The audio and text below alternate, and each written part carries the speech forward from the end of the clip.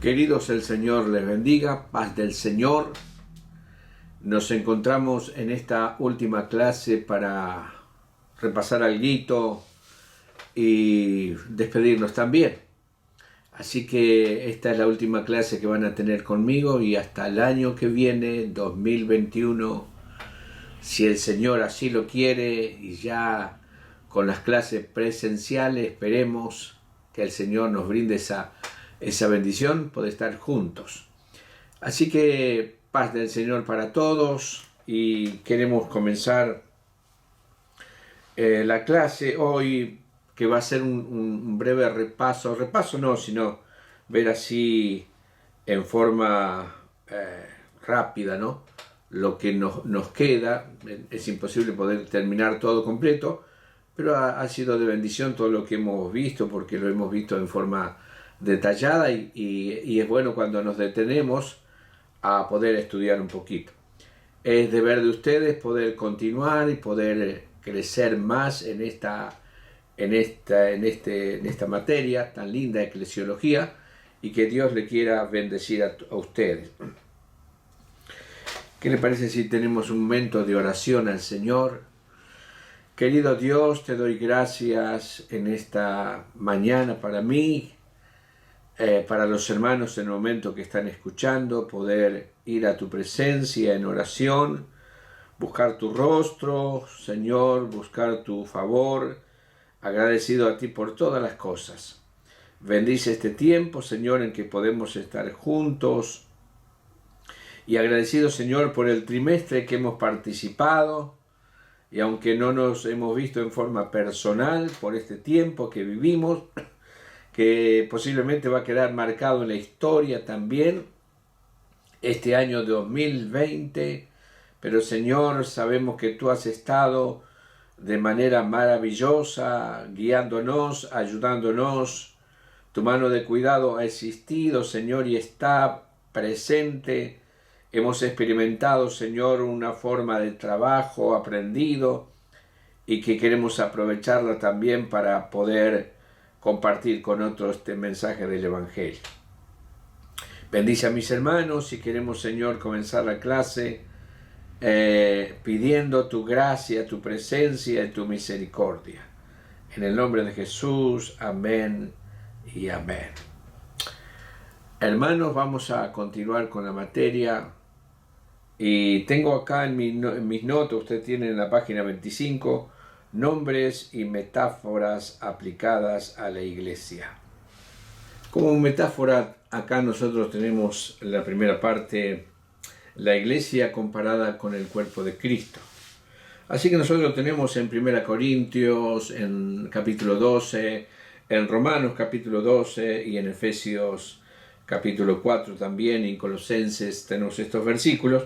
Y en esta ilustración que nosotros tenemos, la cabeza es Cristo, y los miembros, nosotros cada uno, el cuerpo, somos la iglesia, miembro de un solo cuerpo que es Cristo. Y bueno, acá creo que no hay mucha cosa nueva que decir, pero sí afirmar la que sabemos. Nosotros tenemos en esto la enseñanza de los dones, la necesidad de que cada miembro de la iglesia tiene una participación, tiene una parte. Ninguno está porque sí nomás, todos son útiles. Pero tenemos nosotros para hablar, por ejemplo, los dones. Los dones son dados por el Espíritu Santo, los ministerios son dados de Cristo, y las operaciones son de Dios. Así que vamos a tratar de unir esta parte, esta metáfora, con los dones y capacidades que Dios da para trabajar en la obra. Así que tenemos en 1 Corintios nosotros los dones del Espíritu, que son palabra de sabiduría, palabra de ciencia, fe, dones de sanidad, de milagros, profecía, discernimiento de espíritu, diversos géneros de lenguas, interpretación de lengua. Así que tenemos muchos hermanos con capacidad de esta, algunos no, pero hay muchos con capacidad de estas gracias que da el Espíritu Santo. Algunos dicen, bueno, pero yo no tengo ninguno de esto. Pero tal vez no tiene esto, pero tiene las operaciones que son de Dios. Siempre que nosotros vamos a la palabra original, la palabra operación quiere decir energía, O sea, son trabajos que requieren energía. Y son el de servicio, el de enseñanza, el de exhortación, el de repartir, el de hacer misericordia, el de ayuda, el de administrar y el de presidir. Usted los va a encontrar estos dones en Romanos y también en Corintios, en capítulo 12, los dos. Pero también tenemos, por ejemplo, los ministerios que son del Señor: apóstoles, profetas, evangelistas, pastores y maestros. Son todas estas capacidades que el Señor nos da para trabajar en la obra del Señor. Todos somos útiles. Mire, aparte de esta ilustración, es importante saber qué enseña en sí. Esta ilustración enseña el trabajo individual de cada hermano, pero también la dependencia y necesidad del otro miembro, y sobre todo la plena sujeción y dirección de la cabeza, que es Cristo. Así que, hermanos, esto es lo que podemos decir. Ustedes tienen mayor información aquí en las notas, así que vamos un poquito más adelante, y en la página 30 ustedes tienen también el creyente como una planta. Nosotros somos hermanos como la viña. Israel era la viña que Dios le había cercado y despedregado, y buscaba vides escogidas, pero vino y no la halló, solamente vileza e injusticia. Ahora nosotros, como una planta, dice el Señor que Él es la vid verdadera y nosotros somos los pámpanos, que tenemos que llevar los frutos. Así que esta metáfora nos habla la necesidad de tener nuestra vida arraigada en la raíz. O sea, que el pámpano esté adherido a la raíz, ¿no? Y que proviene, de la raíz proviene nuestra frescura. Cuando el Señor hace también estas comparaciones, toma el trigo, toma la vid, pero también toma el olivo. Y en Romanos capítulo 11 Él va a enseñar sobre el olivo. El Señor es el olivo verdadero. Y nosotros somos las ramas silvestres que fuimos injertadas. Entonces, al ser injertadas en el verdadero olivo, cuando el creyente está injertado, tiene frescura espiritual. Y muchas veces esa frescura espiritual que hace de nuestra permanencia con Cristo nos da una especie de orgullo, ¿vio? De soberbia. Más cuando algunas personas vienen y nos alaban, que no está mal, está bien. Es bueno, hermanos, la motivación. Lo malo es cuando nosotros creemos que todo proviene de nosotros.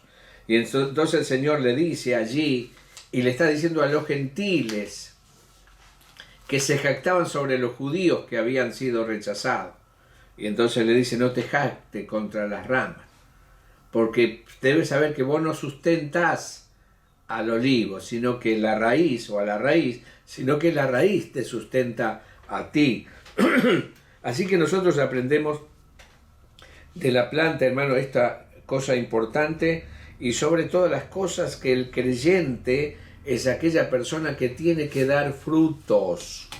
Si nosotros no llevamos frutos y nuestro fruto no permanece, seremos quitados de la vid verdadera. Así que tenemos que analizar esos frutos tan importantes en nuestras vidas. Y cuando la Biblia habla de frutos, tiene que ver con esa vida que nos asemeja al Señor. Nosotros tenemos a Cristo como el modelo de nuestra vida. Tenemos que ser como Él. Entonces la Biblia habla de los frutos: frutos de justicia, frutos de verdad, frutos de misericordia, ¿no? Entonces todos esos frutos que hacen que el creyente sea un creyente íntegro, transparente, que glorifique al Señor y que el Señor sea glorificado a través de nuestra vida, por las personas, por la manera que nosotros nos conducimos. Pero también, hermano, en la página 31, discúlpeme, es la mañana para mí y se me hace un poquito difícil en mi voz. Pero seguiremos adelante con la comprensión de ustedes. Así que nosotros tenemos en la página 30 y 31 el novio y la esposa. Israel fue la esposa repudiada. Vamos a Jeremías, el capítulo 31, el versículo 1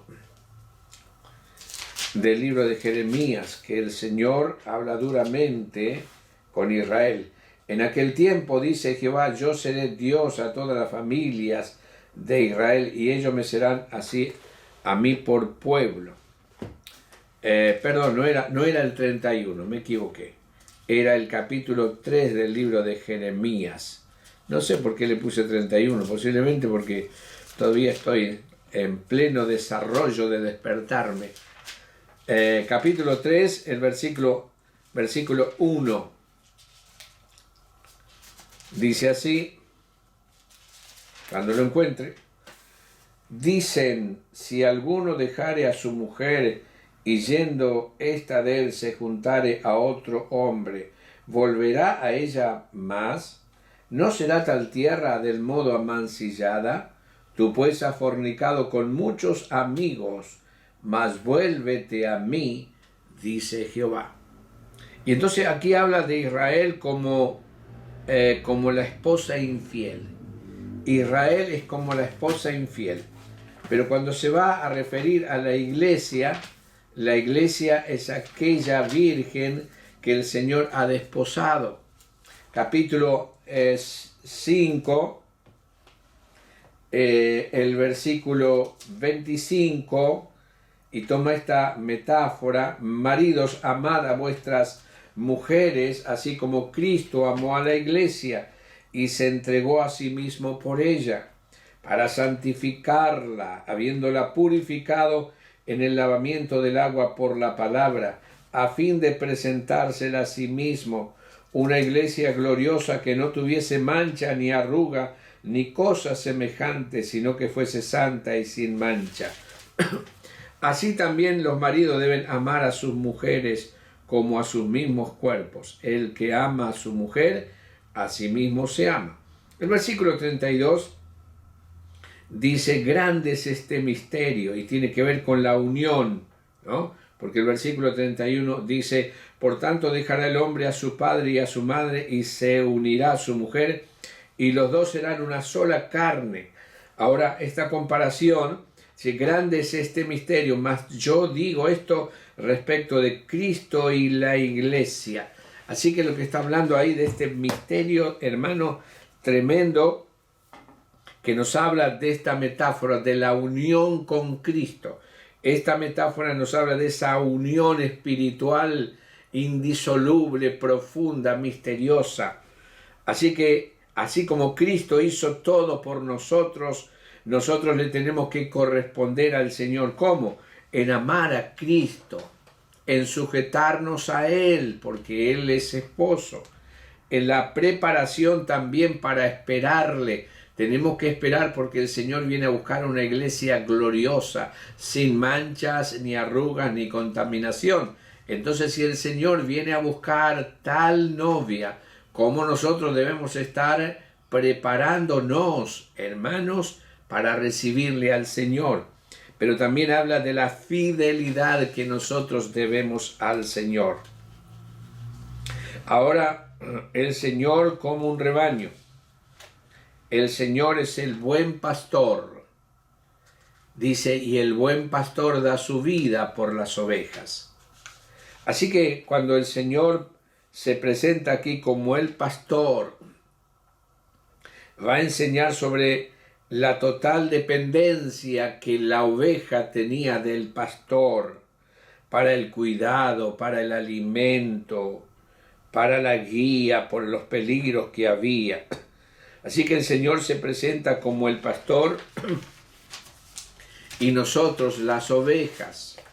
Entonces, como ovejas, tenemos que conocer al Señor, tenemos que conocer la voz del Señor. Dice que el buen pastor llama a las ovejas y las ovejas oyen su voz. El buen pastor guía a las ovejas por los senderos y nosotros tenemos que ser guiados por el Señor en la vida, hermano, y en la muerte. El Señor va a estar con nosotros. El buen pastor alimenta a sus ovejas, esa comida espiritual a través de la palabra del Señor. El buen pastor muere por las ovejas, así como Cristo murió por nosotros, el justo por los injustos, para llevarnos a Dios. El buen pastor conoce a las ovejas. El buen pastor es reconocido por su voz. Usted sabe que nosotros tenemos una ilustración cuando Jacob llegó allí a la fuente y conoció a Raquel. Así que llegaba Raquel también con su grupo de ovejas, porque ella era pastora de las ovejas.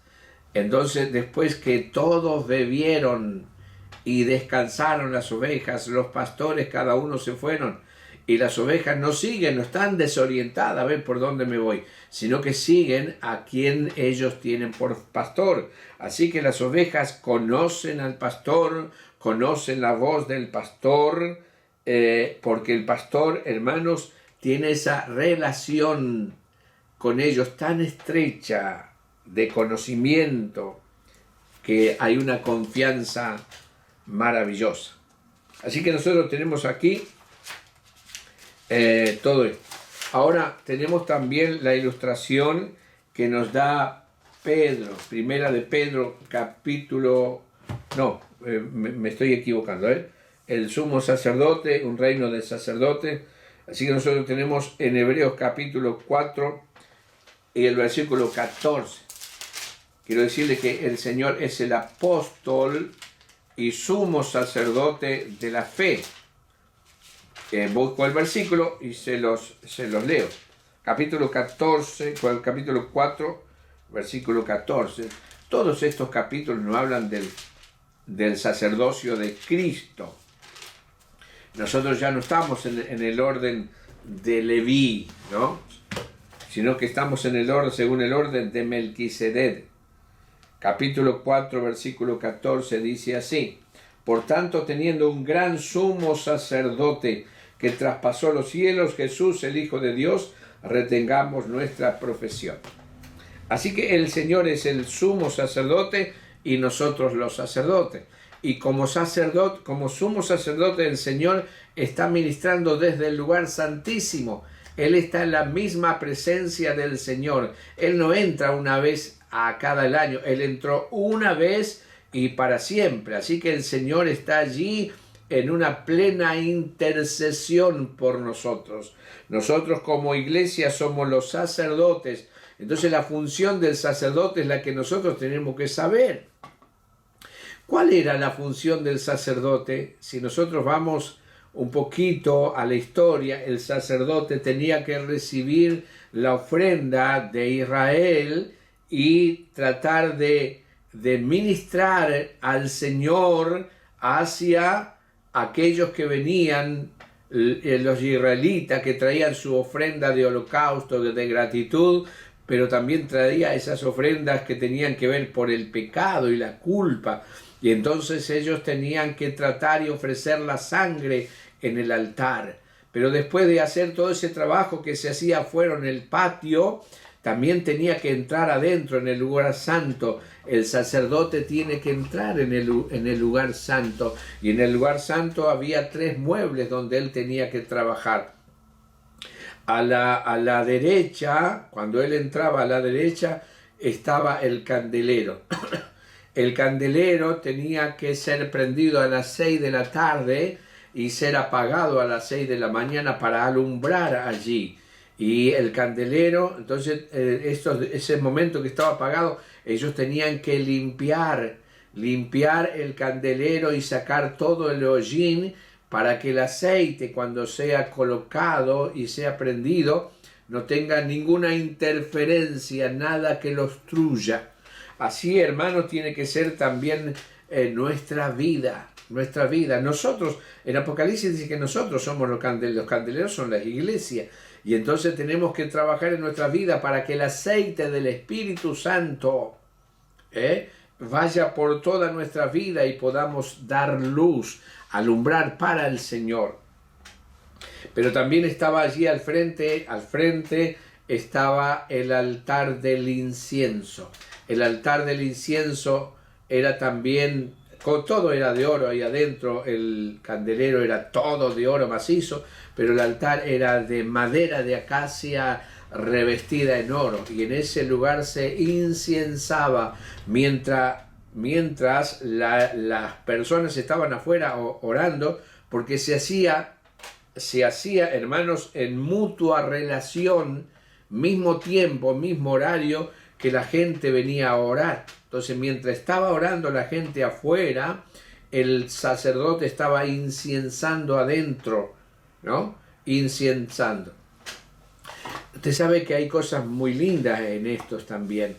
Nosotros tenemos en el capítulo 6 de Apocalipsis que dice que debajo del altar estaban los que habían sido muertos y decían: ¿hasta cuándo, Señor, juzgas y venga nuestra sangre de los que moran sobre la tierra? Se refiere al altar del incienso, no al altar de los holocaustos, porque están en la presencia del Señor.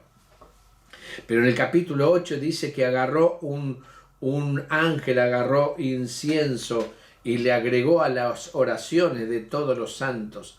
Y así es, hermanos, esta relación. Siempre cuando nosotros oremos, dígale al Señor: Señor, agrégale incienso a mi oración, para que como la oración suba a la presencia del Señor como un humo agradable. Pero a la vez también hay consecuencias. El terremoto que hubo en Filipos, cuando Pablo y Sila oraban y cantaban al Señor, está descubierto, está visto. Cuando en el capítulo 8 de Apocalipsis el ángel toma un carbón del altar y lo tira a la tierra. Y dice: hay voces, hay terremotos. Tremendo, hermano. Así que cuando nosotros oramos al Señor, y más cuando estamos en esa situación de apretura, e igual adoramos y cantamos, el cielo se conmueve y produce estos efectos aquí en la tierra. La iglesia tiene un sacerdocio. Del lado derecho, dije mal hoy, del lado izquierdo estaba el candelero, me corrijo. Del lado derecho estaba la mesa de los panes, se llama la mesa de la proposición. Ahí estaba que se cambiaban cada fin de semana los panes. Esos panes, los panes de la presencia, se les llamaba también. Eso tipifica allí la importancia de tener la palabra. Cada fin de semana, queridos hermanos, es lindo que la iglesia tenga panes nuevos, palabra nueva, que vengan de un trabajo, de un ejercicio en trabajar la masa, en preparar el pan y presentarla al Señor. El Señor se glorifica. Así que, hermano, es el ministerio espiritual. La iglesia es columna y baluarte de la verdad. El versículo 36. Versículo 36. Nosotros tenemos en 1 Timoteo, el capítulo 3 de 1 Timoteo, los versículos 14. Esto te escribo, aunque tengo la esperanza de ir pronto a verte, porque si tardo sepas cómo debes conducirte en la casa de Dios, que es la iglesia del Dios viviente, columna y baluarte de la verdad. Así que la iglesia, hermano, es aquella que en esta relación o en esta metáfora, comparación, podemos decir que la iglesia es la que tiene que defender, que mantiene la verdad a pesar de que el mundo cambie. La palabra del Señor no cambia. Nosotros no cambiamos. Podemos decir que el mundo se modernizó y antes andaba en carreta y hoy andamos en avión o en auto. Esto no quiere decir que nosotros sigamos andando en carreta, como los Amis. No, no, no.